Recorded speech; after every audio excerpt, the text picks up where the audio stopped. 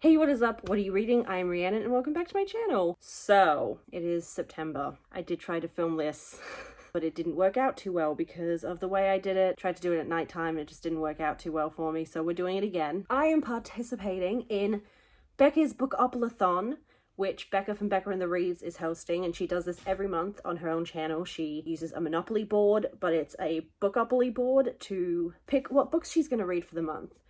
So this month she's actually hosting a readathon and everyone gets to take part.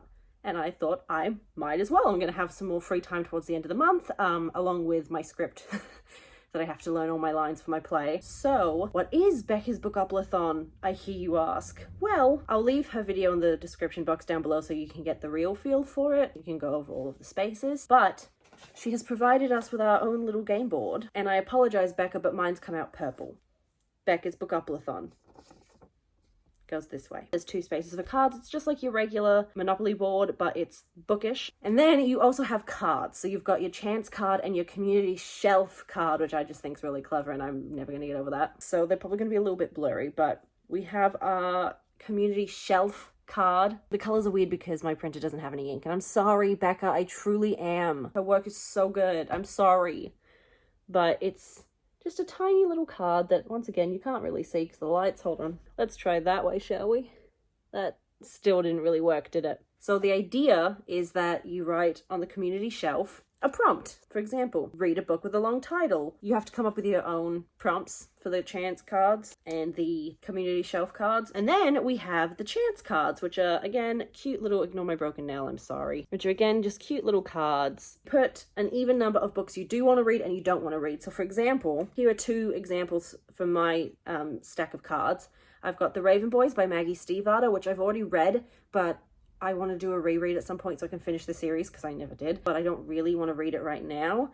Or The Diabolical Miss Hyde by Viola Carr, which is a spin-off of Jekyll and Hyde about Jekyll's daughter, and she has to become Hyde to help solve crime. And then you get to pick how many rolls you want to do. So Becca, I think, rolls 5 because she can read 5 books in a month. I can only read 2 or 3. So I've gone with 3 rolls. So we'll see what happens. So now that you've had the quick rundown of Bookoplathon, let's get into the rolls, shall we? Hello! Sorry about the angle. It was the only way I could get this to actually work. My tripod is currently propped up on a book and a cassette to keep it in place because my phone's quite a bit heavier than the ring light is, but it's also 10 o'clock, 11 o'clock at night, and I can film, so that's nice. So we're taking advantage of the time that I have. So here is Becca's Bookoplathon. I'm definitely not saying that right. Board. My printer, as I said, ran out of ink, so unfortunately she is looking just a bit purple, and I'm sorry, Becca, your board is beautiful. Please make sure you have ink in your printer if you're printing this off. So we have the board, we've got the community shelf and the chance card, and our little game piece is a tiny little magnetic bookmark of Dr.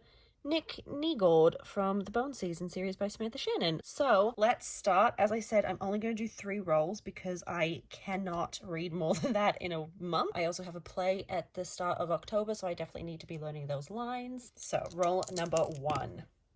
You can't see those. Let's try that again. I'm just going to move these because they're going to get hit anyway. So roll number 1. 10. 1, 2, 3, 4, 5, 6, 7, 8, 9, 10. TBR game. For TBR game, this is so exciting. So for TBR game, you have to pick another booktuber's TBR game. So I decided I would go with the Wheel of TBR from Cody's channel, which is Cody's Book Corner. I will also leave her videos down in the description box below. So I have one of her videos up here. I will play it for you guys. We'll see what the prompt is. This is from her August TBR. So let's see what it is.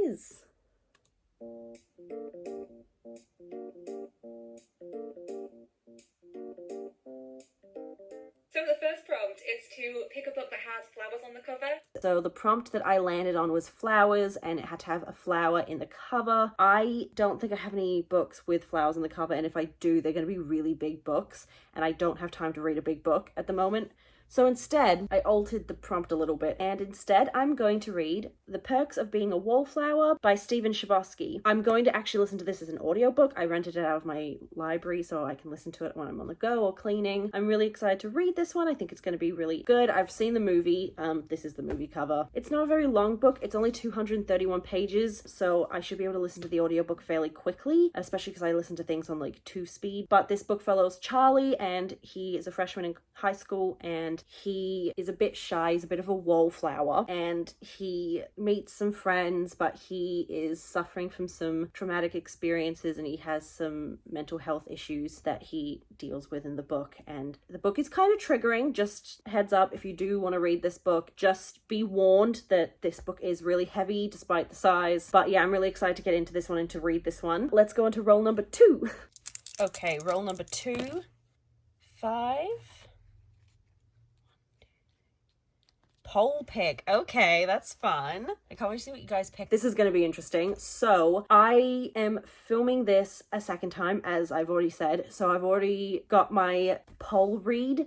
I will put the results here in a second. The 2 books that I picked as my poll pick for my followers to choose were Loveless by Alice Oseman, which is about a girl who goes to college and finds out that she's asexual, and I'm really excited to read this one because I too identify on the ace spectrum. And then the second book that I picked was Wondersmith by Jessica Townsend because I loved the first one. It's the sequel to Nevermore, and it follows Morrigan Crow as she learns more and more about the fantastical city of Nevermore, as it says there, and they're her now becoming part of the Wondrous Society. And the third book comes out soon, so I want to get this one read. So I put these up on my Instagram story for people to pick between, and the winner is Loveless by Alice Oseman. So this one came in with 10 votes, I believe, off the top of my head. Poll will be here for looking for viewer discretion. But Loveless won, so I will be attempting to try and read Loveless this month, along with my other books that I'm trying to read for Bookoplathon. So keep your eyes peeled on my social media for how I feel about this. I've already read 26 pages and I've cried twice because I feel seen, and that hasn't happened before, so I'm really excited to get into this one. And let's get into the final roll. And finally, roll number 3. Please pray that I don't get a double. 9.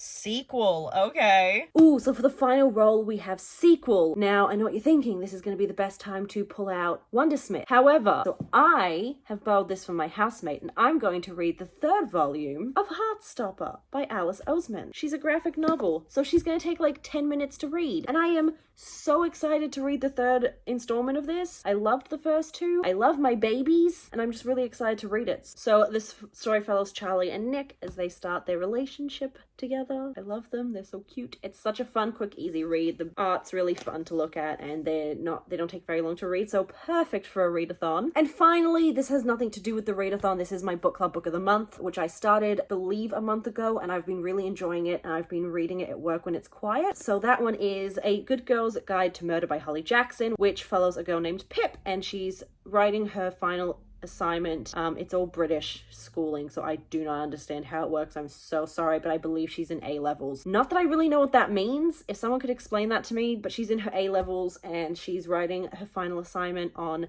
a murder that took place in her town, but she doesn't believe he did it. So now she's kind of paired up with his brother, and they're going to try and solve the murder. I'm halfway. I don't even want to show you this book because I don't really know what happened to it. It looks like I dropped it in water, but I didn't.